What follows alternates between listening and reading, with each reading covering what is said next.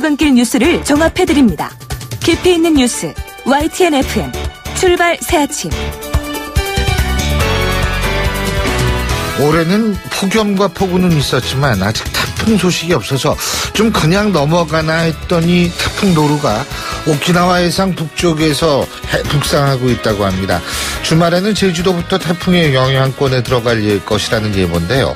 이제는 폭우, 폭염뿐만이 아니라 태풍까지 대비해야 되는 신세가 됐습니다. 올해 여름은 유난히 대비해야 할 것들이 많은데요. 어쨌든 피해를 최소화시키도록 우리 스스로 노력해야 될 것 같습니다. 신율의 출발 새 아침 3부 순서, 먼저 광고부터 듣겠습니다.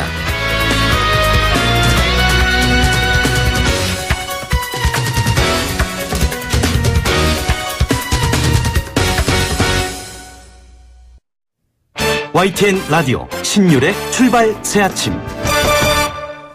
주택시장, 부동산 시장 열기가 폭염보다 더 뜨겁죠. 6.19 부동산 대책이 발표됐음에도 불구하고 집값이 치솟았고, 그래서 정부가 어제 또 다른 대책을 내놨죠. 과연 이번 대책, 이 부동산 시장을 안정화시키는 데 효과가 있을지 관련해서 단국대학교 도시계획 부동산학부 조명래 교수 연결해서 자세한 얘기 들어보겠습니다. 교수님 안녕하세요. 네, 안녕하세요.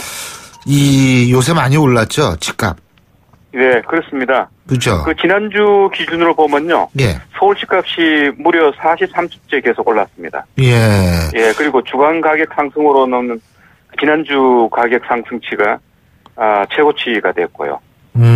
그리고 최근에는 이제 강북에 이제 그동안 오르지 않던 지역으로 이제 가격이 인상되는 그런 추세고, 수도권으로 지금 확산되고 있는 또 단계고요. 강남 재건축 아파트 같은 경우에는 6.19 대책 이후에 특히 강남 4구의 경우에는 무려 이제 1억 정도 올라는 그런 또 기록도 나오고 있습니다. 근데 그 이유가 뭐예요? 그렇게 오르는 이유가? 저는 첫 번째 이유는, 지난 정부 때 규제 완화를 아주 전면적으로 했었거든요. 네. 재건축 중심으로 해서. 쉽게 말씀드려서 재건축 같은 경우에는 돈이 되도록 지금 되어 있습니다. 그러다 보니까 이제 유동성이 풍부하고, 특히 이제 돈 많은 사람들이 재건축 아파트를 중심으로 해서 투기적인 어떤 그런 매매가 이루어지고 있고요. 네.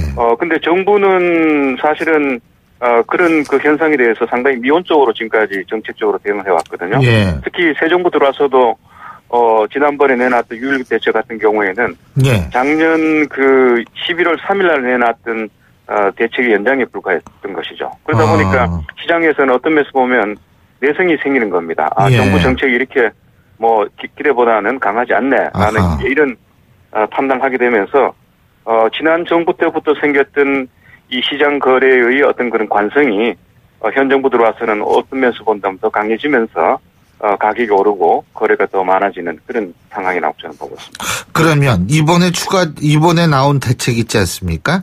예. 이번에 8.2 대책은 어떻게 이런 문제점을 다 해결할 수 있는 대책이라고 보십니까?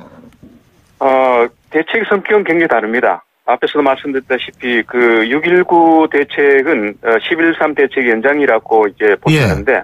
그 대책의 가장 중요한 특징은 이 분양이라든가 청약을 규제하기 위한 이제 그런 내용이 중심이 됐었거든요. 예컨대 유선의 자격을 강화한다든가 매장을 강화한다든가. 예. 그런데 강남 재건축은 이 청약이라든가 분양과 관계없는 부분이 많습니다. 예. 예컨대 다주택 보유라든가 분양가 상한제가 적용 안 돼서 가격이 오른다든가, 재건축 자체가 지난 두 번의 정부 기간 동안 계속 반복적으로 규제를 완화를 해왔었거든요. 예. 이번 대책은 이제 기존 주택이라든가 재개발 재건축 부분에 대한 아주 다방면적인 어떤 규제를 이번에 제시하고 있기 때문에 정책의 성격으로 봐서는 지난 대책과 근본적으로 다르다고 볼 수 있습니다. 그러면은 근본적으로 다르면은 조금 이 부동산을 확실히 잡을 수 있다는 겁니까?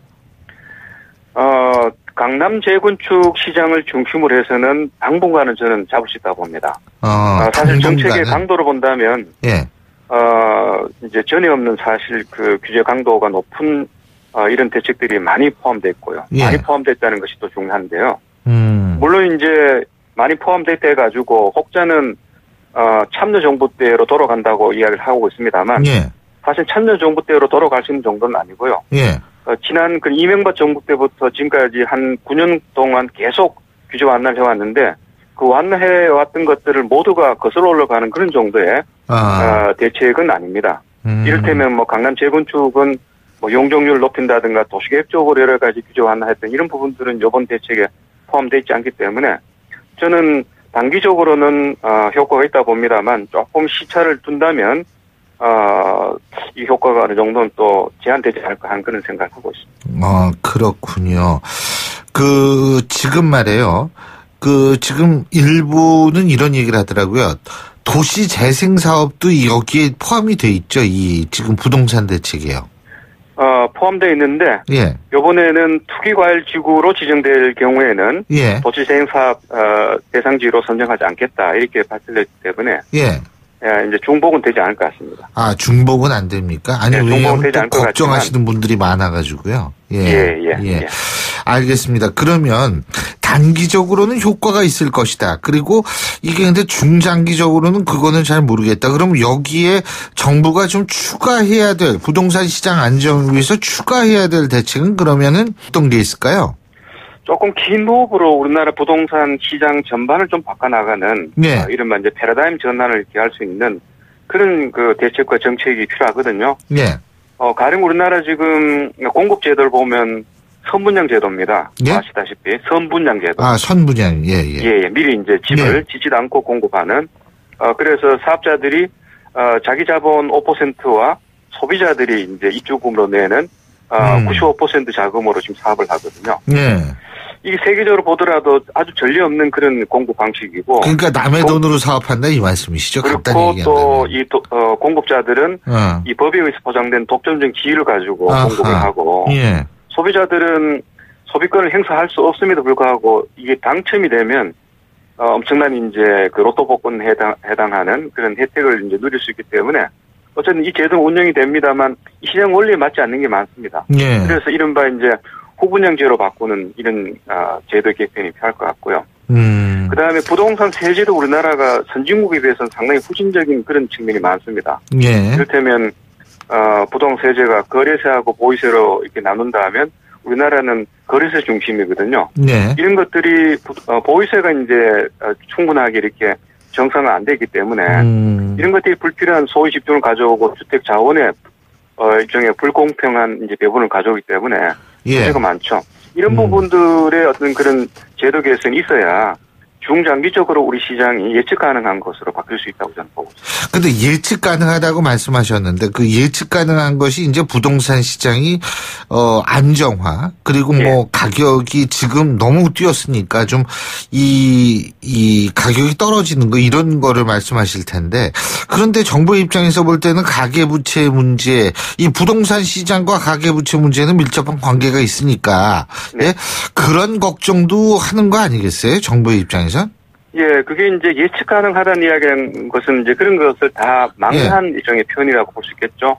예컨대 예측 가능하지 않다는 이야기는 주택시장이 너무 과도한 가수요, 가짜 수요, 그 다음에 불필요한 어떤 투기적 수요에 의해서 움직이는 것. 그렇게 해서 가격 상승이 물가 상승에 대해서 터무니없이 뛰거나 주택의 소유 집중이 과도하게 이루어지거나 뭐 이런 이제 현상을 두고 이야기를 하는 것인데 가계부채가 증가하는 것도 사실은 이게 예측 가능하지 않는 다시 말씀드려서 집을 살 필요가 없는 사람들이 저금리 정책을 이용해 가지고 갭 투자 같은 거 한다는 말씀이시죠? 갭 투자를 하거나 함으로써 가격이 오르고 또 집을 정말 필요한 사람한테 집이 배분되지 않는 이런 문제가 있는 것이죠. 그래서 그런 문제를 종합적으로 해결하는 것이 바로 이제 제대로 된 정책이고 가계부채에 연동된 일종의 그 대책 이를테면 가계별로 적정 수준의 이 그 부채가 유지될 수 있도록 하고 또 그 자기의 어떤 가계별 신용을 가지고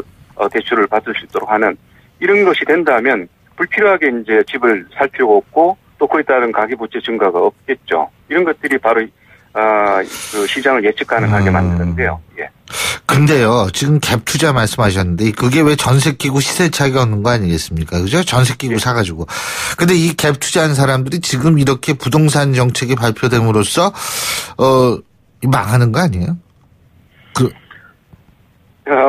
망한다고도 볼 수 있고요. 뭐 또 그렇지 않다고 볼 수 있는데 어쨌든 요번에 이제 그 대책의 굉장히 중요한 핵심적인 내용 중에 하나는 예. 다주택자들이 집을 사는 것에 대해서 많이 이제 좀 제재를 가하겠다 이런 이제 그 내용을 담고 있거든요. 예. 그 중에 하나가 이제 말씀하신 그 갭 투자입니다. 예.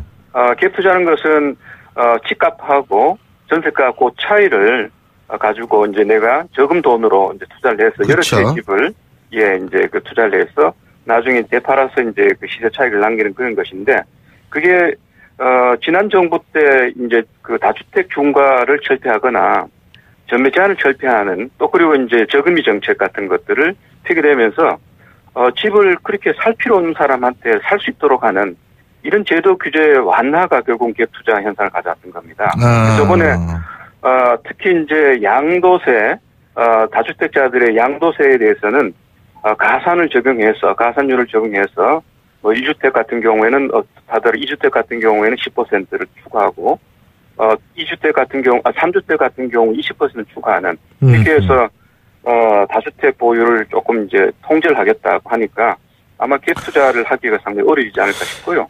예. 무엇보다 이번에는 투기과열지구로 지정된 곳에서는 6억 이상의 집을 이제 살 때는 그 자금 출처에 대해서 예. 소명을 해야 됩니다. 예. 예, 이런 내용이 있기 때문에 자금 출처를 소명해야 된다. 예. 그래서 갭 투자가 이번엔 좀 어렵지 않을까 하는 생각을 하는 것이죠. 그리고 교수님께서 조명래 교수님께서 그 가수요, 투기적 수요라는 표현을 쓰셨는데 네. 일부에선 말이에요. 물량이 줄어들어서 오히려 가격이 더 뛸 수 있다 이런 얘기가 나오거든요. 그렇다면 이건 가수요, 투기적 수요보다 실수요자한테도 이 불똥이 튈 수 있는 거 아니냐 이런 얘기가 나올 수 있는 거 아닙니까? 어떻게 보십니까 이거? 뭐 그런 측면이 있습니다. 예. 일단은 지금 주택 시장에서의 공급량은 많습니다. 특히 지난 정부 때 계속 반복적으로 규제 완화 덕분에 이 주택의 인허가 물량이 상당히 이제 많고요. 적정 물량의 한 1.8배까지 공급 이제 되는 것으로 지금 계산이 나왔기 때문에 많고요. 대신 강남 재건축 같은 경우에는 수요가 많다고 하는데 사실은 뭐 개포동 같은 데 보면 재건축 아파트를 갖고 있는 사람들의 한 90%가 사실 자기 집에 살지 않고 순수하게 그 투자 목적으로 사놓은 분들이 대부분입니다. 예. 그게 이제 앞에서 말씀드렸던 규제 완화 덕분에 살 필요 없는 사람들이 아마 투기적인 어떤 이익을 기대해서 이제 사놓고 있는데 그런 것을 수요라고 한다면 이 정부는 아무리 강남주택을 공급해줘도 해결이 안 되는 것이죠. 따라서 강남 재건축 시장에서 주택이 부족하다는 이야기는 사실 그거는 저는 정확한 진단이 아니라 보고 있고요.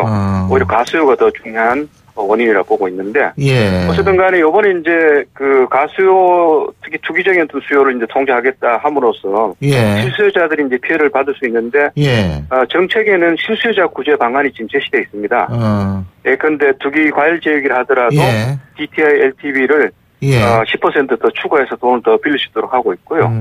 그다음에 실수요자 그 자격도 좀 강화시켜놨고 또 정책금융의 혜택을 계속 받을 수 있도록 해놨기 때문에 뭐 실수요자는 저는 계속 집을 살 수 있는 기회가 가능하다 보고 있습니다. 예, 잘 알겠습니다. 이 부동산 가격 좀 이게 떨어져야 돼요. 사실은 이 실수요자들 그렇죠. 그래야지 집 사는데. 예. 잘 알겠습니다. 오늘 말씀 잘 들었습니다. 고맙습니다. 네, 감사합니다. 예, 지금까지 단곡대학교 도시계획부동산학부 조명래 교수였고요. 신율의 출발 새 아침 3부 순서 여기서 줄입니다. 잠시 뒤 4부에서 뵙겠습니다. 날카로운 분석, 내일을 보는 시선, 신율의 출발 새 아침.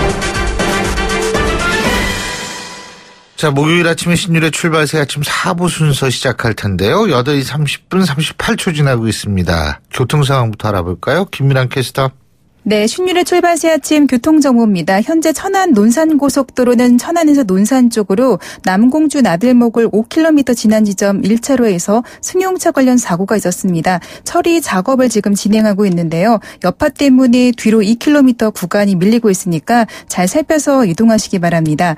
간선도로 위로는 출근길 정체가 꾸준히 이어지고 있습니다. 현재 북부간선도로는 도심 종암동 쪽으로 전 시간에 있었던 사고 여파 때문에 구리 시계부터 신내 나들목 사이가 많이 밀리고 있으니까 사고 난 지점 잘 확인하고 안전하게 이동하시기 바랍니다. 교차하는 동부간선도로는 도심 쪽으로 노원교부터 마들 지하차도 이후 군자교 지나 성수 분기점까지 아직은 전 시간과 동일하게 밀리고 있는데요. 한강을 따라 강변문호 구리 쪽으로도 가양대교부터 반포대교 사이가 밀리고 있고 반대 일산 방향 동호대교 이전부터 반포대교 사이가 각각 밀리고 있습니다. 신율의 출발새 아침 교통정보였습니다. YTN 라디오 신율의 출발 새 아침.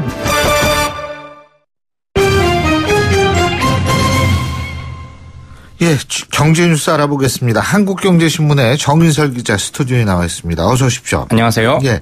자, 부동산 대책 얘기 저희가 조금 전에 단국대학교 조명래 교수와 잠깐 얘기를 했는데요. 다시 한번 간단하게 정리를 해볼까요?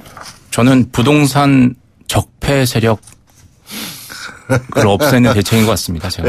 이게 뭐 8.2 부동산 대책의 핵심은 제가 보기엔 다주택자, 갭 투자자를 블랙리스트로 보고 적폐라고 보고 청산을 하겠다라는 걸 강력한 의지를 보여준 것 같아요. 이 부동산 진짜 이거는 주거용이지 투기가 아니죠. 이건. 맞습니다. 근데 인간의 본능은 어쩔 수 없는 것 같은데 일단 그동안 빚내서 다 투자를 많이 하셨잖아요. 그러니까 대출을 확 잡겠다는 거죠. 제가 가장 놀란 건 LTV DTI를 투기 과열지구 40%죠. 투기 과열지구와 투기 지역은 1가구 1주택 같은 경우는 40%고요. 네. 이미 대출이 있는 사람 같은 경우에는 30%로 묶었습니다. 그러니까 대출 받아서 대출 못 받는 대출 받아서 집 사는 거는 좀 자제해 달라라는 메시지고요. 그래서 이전에 냈던 6.19 대책은 잽 정도 수준이었다면 이번에는 최소 훅 아니면 어퍼컷 정도는 된다. 이렇게 그러니까 시장 예상을 뛰어넘는 수준인 것 같긴 합니다. 그래서 그 부분 앞으로 과연 이제 세금과 그리고 대출과 청약, 이른바 세대청 3개의 정책으로 규제로 부동산 시장을 잡겠냐 할 수 있는 건데요. 아마 단기적으로는 아마 거래가 좀 줄고 아마 조명래 교수님도 그런 말씀을 하시더라고요. 예? 근데 이제 중장기적으로까지 그렇게 되느냐 그 부분은 좀 회의적이다 이런 말씀이신데. 맞습니다. 저는 계속 정권 교체 없이 계속 현재 그 문재인 대통령 정부가 계속 가면 되는 거죠. 그러면 장기적으로는 어떻게 될지 모르겠습니다. 네. 자, 세제 개편안도 있었는데 그 내용도 간단히 정리해 볼까요? 이것도 이미 오늘 방송에서 하신 것 같은 알고 있는데요. 근데 그거는 방송에서 한 건 내용보다도 과연 그 효과가 있을 것이냐 이런 거죠. 부자 증세 이유가 뭐냐 이런 건데. 간단하게는 부자 증세에서 흔히 얘기하는 많이 돈을 버는 대기업, 과표 2천억 원 이상 대기업과 3억 원 이상 버는 고소득자들에게 세금을 더 걷겠다. 세율을 높이는 거가 있고 이런 건 사실 근데 많은 분들이 적용되는 게 없죠. 나는 차라리 이러고 싶다. 세금 많이 나도 되니까 내 연봉이라도 내가 3억이 되고 싶다. 이런 게 한결같은 희망일 테고요. 그것보다 이제 저 같은 일반 사람들이 챙겨야 될 부분이 전 이거 같아요. 해외 펀드를 지금 가지고 있는 분도 있고 안 가지고 있는 분도 있는데 연말까지가 비과세예요. 그러니까 해외 펀드로 이제 투자 이익을 얻을 거 아니에요. 거기에 비과세가 있는데 이게 3천만 원까지 비과세입니다. 근데 3천만 꼭 넣어야 되는 거 아니에요. 해외 펀드 통장만 개설해서 가입만 하면 일단 3천만 원 비과세한대를 갖게 됩니다. 앞으로 향후 10년간. 근데 내년 1월부터 없어집니다. 그러니까 일단 가입만 해두면 내가 언제든 돈이 생겨서 해외 펀드 투자하고 싶으면 투자를 하면 돼요. 일단은 한도를 만들어주는 게 앞으로 몇 개월 남았잖아요. 한 4개월 정도 남았잖아요. 이 사이에 그냥 증권사나 은행에 가서 해외 펀드 통장 하나 만들기 위해서 그냥 비과세한데 만들어 놓는 겁니다. 나중에 10년 동안 돈이 생길 수도 있고 안 생길 수도 있어요. 그렇죠. 일단은 만드는데 돈이 드는 건 아니거든요. 이거 할 필요 있는 것 같고요. ISA 같은 경우는 개인종합자산관리계좌라고 해서 만능통장이라고 불리는데 이거 요새 많이들 안 하잖아요. 안 합니다. 확 바람이 불었다 확 꺼져버렸습니다. 왜냐하면 별로 이익도 없고 근데 그러니까 좀 더 비과세 한도를 늘렸습니다. 현재는 그 서민형 같은 경우에는 250만 원인데 이걸 500만 원으로 내년부터 늘리고요. 일반형은 200만 원에서 300만 원 늘리는데 요 정도 가지고는 크게 또 효과는 없을 것 같은데 제가 보기에는 해외 펀드는 괜찮은 것 같아요. ISA는 이름 좀 바꿀 수 없나? 그 IS가 자꾸 생각나요. 이슬라믹 스테이트. 제가 영문 이니셜이 정인설이어서 IS인데 그래서 항상 손해를 많이 봅니다. 이거 참 ISJ네. 예. 맞습니다. JIS. 자, 어제 이재용 삼성전자 부회장 공판이 있었는데 이재용 부회장의 이야기가 좀 많이 달라진 모양이더라고요. 맞습니다. 지난 3월에 첫 재판이 열리고 어제 이제 두 번째 본인의 입을 통해서 직접 본인이 받고 있는 혐의에 대해서 입장을 밝혔는데 5시간 동안 재판이 이어졌습니다. 근데 한마디로 얘기하면 모른다, 보고받지 않았다였습니다. 박근혜 전 대통령과 독대 과정에서 청탁이나 그에 대한 대가 이런 거 없었다고 분명히 주장을 했고요. 예. 이외에도 그 미르 K스포츠 재단 지원, 그리고 최순실 씨와 정유라 씨와의 어떤 관계, 그리고 어떤 그 상대의 위상, 이런 건 그 당시에는 보고받지 못했고 전혀 몰랐다, 이렇게 진술을 했습니다. 그렇군요. 그 삼성의 2인자라고 불리는 최지성 전 삼성전자 부회장도 말을 좀 바꾼 건가요? 맞습니다. 그동안의 핵심 관련자라고 할 수는 최지성 전 부회장이나 장충기 전 사장 같은 경우에는 사실 본인이 다 떠안는 건 아니었어요. 이제 막판에 갈수록 증거도 사실 확실한 증거가 지금으로 봐서는 확실한 증거, 이거 빼도 박도 못한 증거가 나온 건 아니거든요. 그래서 청와대가 결국에 그 증거물에 해당하는 그런 걸 지금 그 법원에 제출도 하고 그랬잖아요. 그래서 막판에 갈수록 이제 전부 다 이제 그 최지성 부회장이 2인자로서 떠안는 그런 형국으로 가는 것 같아요. 어제 밤 11시까지 이어졌었는데 최지성 부회장 같은 경우는 다 이제 본인이 알아서 했고 이재용 부회장에게는 보고하지 않았다라고 얘기를 했습니다. 그러니까 다 그 본인이 다 알아서 한 거지 결재를 받거나 보고하지 않았다. 그리고 흔히 그동안 계속 의심을 받았던 게 삼성물산 제일모직 합병에 대해서 이재용 부회장의 어떤 지시 내지는 묵인 정도는 있었는데 그 부분도 이재용 부회장이 본인은 반대했다. 그래서 근데 그 최지성 전 부회장이 내가 본인이 하자라고 해서 추진해서 간처시켰다. 이렇게 다 책임을 떠안는 형태로 지금 바뀌고 있죠. 그래서 앞으로 재판부는 3일 이 부회장에 대한 신문을 듣고요. 이제 재판을 마무리하고 이달 말쯤에 선고를 할 수 있다 이렇게 얘기를 하고 있습니다. 예. 자, 요새 고령화 심하다는 건 다 알고 계시죠. 근데 이 고령화 때문에 저축률이 마이너스로 전환될 것이라는 전망이 나왔네요. 이건 처음 들어요. 네, 한국은행 보고서인데요. 현재 우리나라 가계 저축률이 2015년 기준 8.9%예요. 이게 뭐냐? 가계가 저축할 수 있는 금액이 플러스라는 겁니다. 지출보다 소득이 더 많아서 이걸 저축을 한다는 거고요. 그래서 그 8.9%는 저축한다는 건데 이게 2026년에는 마이너스가 되고 2030년에는 마이너스 3.68%가 된다는 겁니다. 지출이 더 많아서 저축할 돈이 없어진다라는 거고요. 이건 왜 그러냐? 고령화 때문이다라고 한국은행은 이제 분석을 했습니다. 자, 앞으로 우리가 초고령 사회, 고령화 사회가 되면 65세 이상 인구 비중이 2030년에 24.5%가 되는데 다 아시겠지만 고령자가 되면 소득은 없고 지출, 의료비, 생활비 써야 되잖아요. 이러다 보면 저축 여력이 떨어지기 때문에 이렇게 된다라는 거고 어디서 봤냐? 일본이 수십 년 전 이런 보고서가 많이 나왔으니까 아마 그걸 거의 컨트롤 C, 컨트롤 B 하지 않았을까 이런 생각이 됩니다. 네. 근데 이렇게 되면 어떻게 되는 거예요? 이 저축률이 마이너스가 되면. 일단 고령층이 돈이 없으니까 주택, 본인이 보유한 자산을 처분할 수 있다는 거죠. 특히 75세 이상 같은 경우에는 이제 앞으로 여생이 수십 년까지 남았다. 100세 시대라고 하지만 수십 년까지 남았다고 보기는 힘들다고 보는 분들이 주택을 처분할 수 있다. 이렇게 보는 거고요. 그래서 주택연금 같은 게 많이 전환될 수 있다라고 보는 거고요. 현재 60대 안팎인 베이비붐 세대 같은 경우에는 아직까지는 평균적으로 한 5천만 원 정도 이상의 자산을 보유하고 있다라고 합니다. 그런 분들은 당장에 부동산이나 이런 걸 처분하진 않겠지만 75세 이상 이상의 어떤 고령층들은 부동산을 처분할 수 있지 산을 처분할 수 있지 않겠냐 이렇게 한국은행은 예상을 하고 있습니다. 그럼 이제 부동산 처분한다는 건 부동산가 떨어진다는 거 매물이 많이 나올 수 있다라는 거죠. 다우지수가 사상 처음으로 22,000선을 돌파했습니다. 엄청나게 오르고 있어요. 우리나라 증시도 신기록을 연일 세웠다가 요새 좀 주춤은 것 같지만 어제는 올랐는데 아마 어제 부동산 대책이 나오고 외국인도 매수세로 돌아섰지만 개인도 지금 이제 하게 된 이게 결국에 약간의 풍선 효과가 있는 거죠. 부동산으로 규제를 트니까 이게 그 나머지 어쩔 수 없이 유동성이 있는 건 돈의 힘은 누구도 저항할 수 없거든요. 그게 증시로 갈 거다라고 해서 어제 부동산 대책 나오고 가장 반가워했던 사람들이 여의도에 있는 사람들이에요. 증시 또 좋아지겠네라고 했던 거고요. 오늘 아침 뉴욕 증시의 3대 지수 중에 이제 다우 지수가 22,000선을 돌파를 했고요. 나머지 이제 S&P 지수나 나스닥 지수 같은 경우는 큰 혼조세를 보였습니다. 애플이 예상 외의 그 서프라이즈한 실적을 보이면서 상승세를 이끌었다라고 합니다. 예, 잘 알겠습니다. 오늘 말씀 잘 들었습니다. 고맙습니다. 감사합니다. 예, 지금까지 한국경제신문의 정인설 기자였습니다.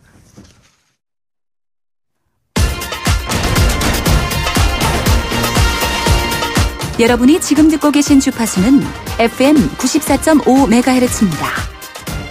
YTN 뉴스 FM.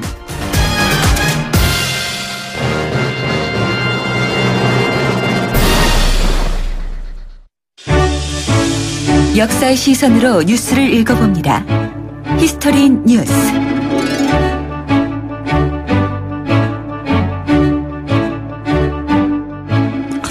예, 요새 사회면에서 가장 또 눈에 띄는 기사, 많이 읽은 기사가 뭐냐면, 한 육군 장성의 부인의 갑질 의혹에 관한 기사입니다.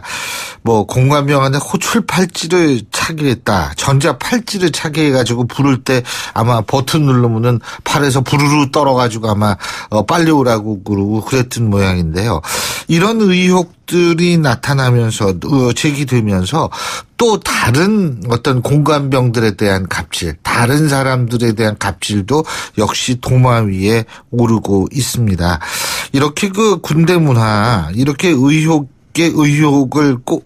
꼬리를 물고 일어나는 걸 어떻게 봐야 될까요? 이거 언제부터 시작된 걸까요?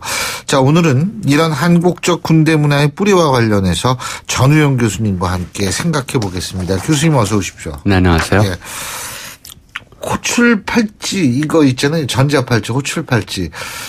이거는 그 이름을 부르기 뭐해서 그냥 채웠다. 지금 이렇게 아마 그분은 말씀을 하시는 것 같은데. 근데 뭐 아직 딴 거는 의혹들 수준이고 사실 확인은 안 됐지만 이게 만약에 사실로 확인이 된다고 얘기하면 기가 막힌 거죠. 노예 호출기죠. 이거 어떻게 무슨 뭐 팔찌라고 하겠습니까?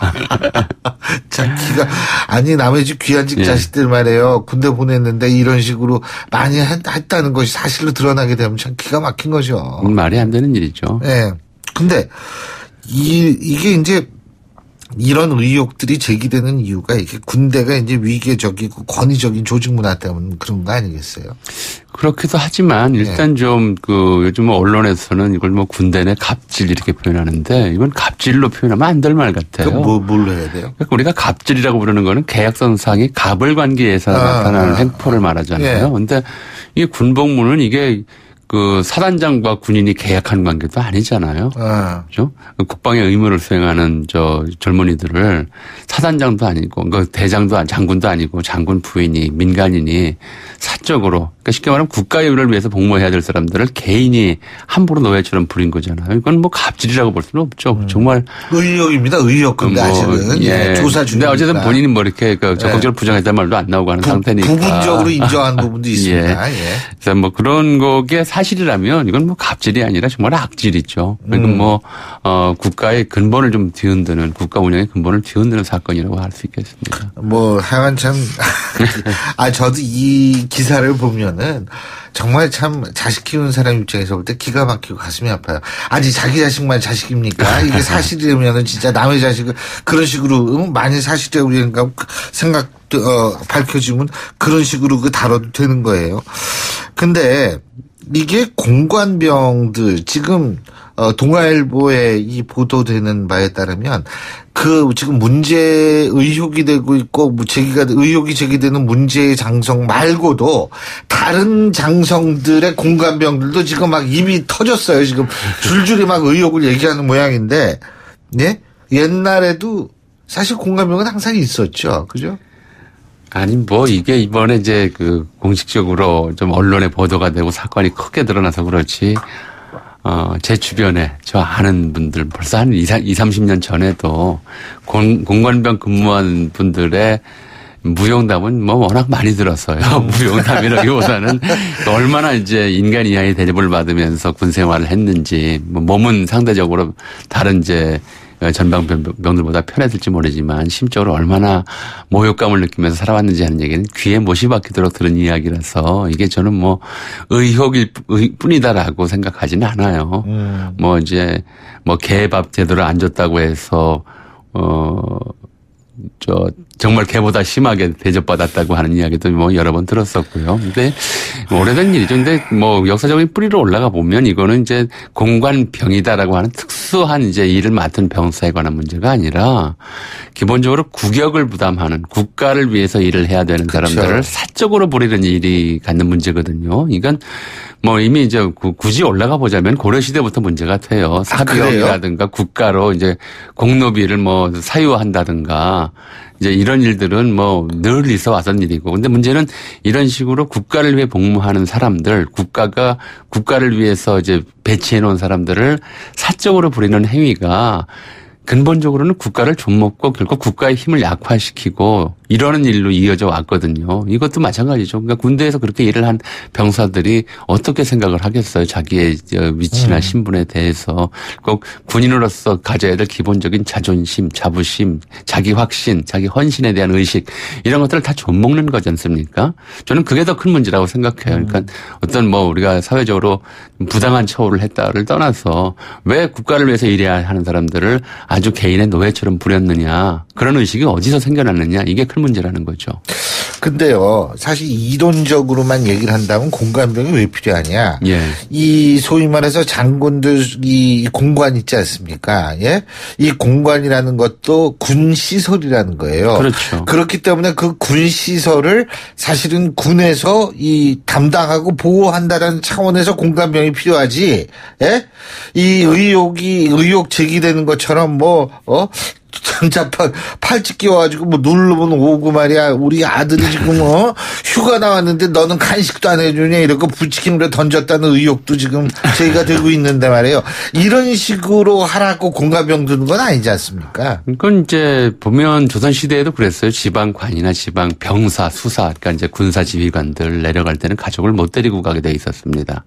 가족을 데려가면 이제 가족들에 의한 비리들이 좀 일어나기 때문에 그래서 비장이라고 왜 우리가 배비장전 같은 전통 판소리 있고 그렇지 않습니까? 비장이 그게 직책 이름이에요. 예, 비장이 이제 공식적인 국가가 임명한 장수가 아니고 지방관들이 일종의 비서병, 당번병처럼 데리고 다니는 사람들을 비장이라고 했어요. 근데 이제 사적으로 데리고 가는 거죠. 예. 이렇게 해서 이제 뒷수발을 하도록 했었거든요. 예. 그런 개념인 거죠. 그러니까 이제 그 군 장성이나 이런 사람들 같은 경우에는 전방이나 이제 그 보직 이동이 잦은데 가족은 이제 붙어 살아야 되니까 가족과 떼놓고 살면 이제 그런 사람들의 이제 뭐 군인은 또 상시 24시간 근무나 마찬가지잖아요.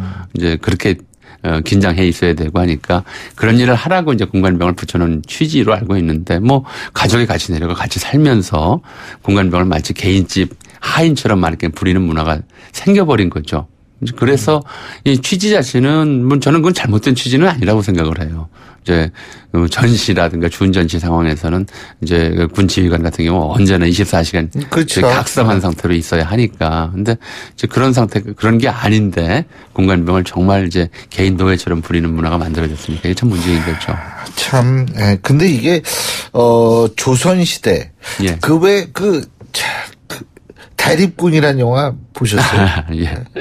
저도 봤는데, 그거 보면은 군역도 이제 대신해서 가고 예, 예. 이런 게 있는데, 어쨌든 이 상비군이 존재했을 때에 조선시대 상비군이 존재했었죠. 임진왜란 중에 훈련도감이 만들어지면서 비로소 이제 상비군 체제가 만들어졌죠. 그러면은 그때부터 군대 문화가 생긴 거 아니에요, 사실. 그죠? 그건 예? 세계적으로 보면요. 군인이 된다고 하는 것은 이제 자유민 이상만이 가질 수 있는 특권이었어요. 일종의 특권이었죠. 소크라테스가 군인이었죠. 그럼요. 무기를 들 수 있다는 것은 천민이 무기를 들 수 있는 건 아니거든요. 그래서 우리나라에서도 뭐 조선시대든 고려시대든 양역이라고 해서 양인 이상이 되어야 이제 군역을 주었어요. 군역을 부과를 했던 것이죠. 그래서 군인이 그렇게 천한 대접을 받는 일이 아니었었는데 임진왜란을 거치면서 이제 여러 가지 이제 군사적인 문제들이 생기고 그래서 군 수를 늘리기 위해서 천민들을 이제 내게 군역을 지울 수 있도록 했고요. 그러다 보니까 양인들이 이제 자기가 지어야 할 군역을 천민들한테 떠넘기는, 떠넘기는 이런 일들이 많이 생기면서 지방군은 서고군이라 해서 주로 이제 천민들이 군역을 담당했어요. 그러니까 우리 말이 좀 그렇게 돼버렸어요. 왜냐하면 조선 전기까지 그랬다는 증거는 없고 조선 후기가 들어서 일본화됐는데 좀 천한 일을 하는 사람들, 일꾼, 지게꾼, 짐꾼, 인력거꾼 하듯이 좀 이제 천한 일을 하는 사람들한테는 뒤에다 군자를 붙이는 게 일반화돼 버렸어요. 그렇죠. 예. 그래서 뭐 노름꾼, 도박꾼, 사기꾼 같이 이런 것들이 전부 군자로 돼 버렸거든요. 이게 군의 이제 천민화가 진행됐던 것이죠. 이게 군역 자체를 좀 천하게 보고 군인들을 가볍게 보는 이런 문화를 만들어냈던 것이고요. 이런 문화가 되다 보니까 뭐 군인들 스스로의 이제 자부심이나 자기 존중감 이런 것들이 계속 좀 약화돼 있고요. 그러니까 이게 국방의 의무다 또는 그 신성한 의무다 이런 말을 쓰고 있지만 막상 군대 가는 사람들 뭐 이제 제 자식들도 곧 이제 하나는 가 있고 하나는 좀 곧 이제 공관병은 아니죠? 예, 아니죠. 갈 상황인데요. 뭐 이것에 대해서 무슨 이제 자부심이나 이런 거를 가질 수가 없는 구조가 돼버렸죠. 이게 어떻게 보면은 한국 군대 문화가 이제 특히 이제 이 군대 문화는 일제강점기 강제 이렇게 학도병이라든가 또 1944년도 징병제 실시되면서부터 나타났던 현상이라서 어떻게 보면 한국 군사 문화에서 굉장히 좀 부정적인 약점이다라고 얘기할 수 있겠죠. 옛날 군대, 조선시대 군대도 그러면은 폭행, 욕설 뭐 이런 건 난무했을 가능성이 그 대립군이라는 영화를 보면 그렇더라고요. 그런데 실제로는 그렇게 심한 폭행이나 욕설 같은 것들이 이제 간간히 나오기는 해요. 관련해서 그런 문제들이 있었다고 하는 일들이 나오긴 하는데 또 실제로 상비병 말고 번상병이라고 해서 시골에서 농사 짓다가 서울로 그냥 나오는 이제 2년에 한 몇 달씩 근무하고 그랬거든요. 돌아가고 근무하고. 그럼 오면은 이제 장교들이 돈을 뜯어요. 뭐 이런 식의 이제 문화들이 있었다라고 하는 건 이제 나오는데 근데 이제 장교나 이제 상급 지휘관들이 병사들을 함부로 얼마든지 대하기는 좀 어려웠어요. 무기 든 사람 함부로 대할 수 없거든요. 첫째로는 그렇죠. 너무 함부로 대해서 뭐 이게 총 들고 이렇게 칼 들고 이렇게 나타나면 그건 무서운 일이니까. 그리고 또 하나는 병사들 사이에 이런 폭행이라든가 이제 강압이라든가 이런 문제들은 이제 드물지 않게 나타나긴 했지만 그 병사 가족이 부인이 병사를 어떻게 직접 지휘한다든가 시켜 먹는다든가 이거는 아마 세계 역사에 만약에 사실이라면 이번 일이 세계사에 기록될 만한 일이 아닐까 싶어요. 세계 군제사에. 그런 일은 절대로 군대 내에서 가능한 상황이 아닌데 유독 한국에서만 이제 장군 부인들이라든가 장교 부인들이 남편과 똑같은 계급을 가진 것처럼 행세하는 이제 이런 문화가 만들어졌죠. 뭐 6.25 때 만들어졌다는 얘기들이 지배적이에요. 그리고 사실은 저는 군사 정권을 겪으면서 그 군사 정권에 의해서 그러한 것들이 온전하고 이게 더 커진 거 아닌가 이런 생각이 들거든요. 그건 문제시 삼고 해결하려는 의지가 없었죠. 글쎄요. 사실 이런 문제들을 저분이 언제 대통령 될지 모르는데 그렇죠. 안 그렇습니까? 그러니까 6.25 전쟁 중에 그런 얘기가 있었어요. 그러니까 사단장 부인도 아니고요. 사단장 첩. 그때는 첩제도가 광범위하게 존재했으니까. 강 대표가 생각이 나요. 그래서 사단장 첩을 부사단장이라고 보통 불렀어요. 그래서 실제로 회고록들을 많이 보면 동해안에 주둔한 어떤 사단장의 경우에는 자기 첩을 위해서 그 동해안 해수욕장 전체를 첩만 이용할 수 있게 만들어줬고 일반 사병들은 그 해수욕장 주변 철책을 지키는 일을 담당했다. 그 모욕감을 이제 서로 한 회고록이 나온 적도 있었거든요. 그런 것들이 전쟁 이후에도 청산되지 않고 특히 이제 말씀하신 대로 군사정권기에 계속 이제 온전되면서 이제까지 이어진 대표적인 군사 문화의 적폐라고 할 수 있겠죠. 글쎄요. 그 군사 독재 정권 때문에 이 군사 문화의 부정적인 측면이 사회 전반에 만연이 되고 그러니까 이제 많이 이 의혹이 사실로 드러났을 경우에는 이 사람을 사람으로 바라보지 않는 것 아닌가라는 그런 의구심마저도 생길 수 있는 상황이라는 그런 기사들도 많이 나오지 않습니까? 자, 이거 어쨌든 이런 부분은 진짜 철저히 그 의혹이 사실 여부를 좀 가려내야 될 거라고 봅니다. 그것이 바로 자식 가진 우리 부모들의 또 마음입니다. 오늘 말씀 여기까지 듣겠습니다. 고맙습니다. 네, 감사합니다. 지금까지 역사학자 전우영 교수님과 함께 했고요. 목요일에 보내드린 신율의 출발 새 아침 오늘 순서는 여기서 모두 줄이겠습니다. 저는 내일 아침 7시 15분에 다시 오겠습니다. 신율이었습니다. 고맙습니다.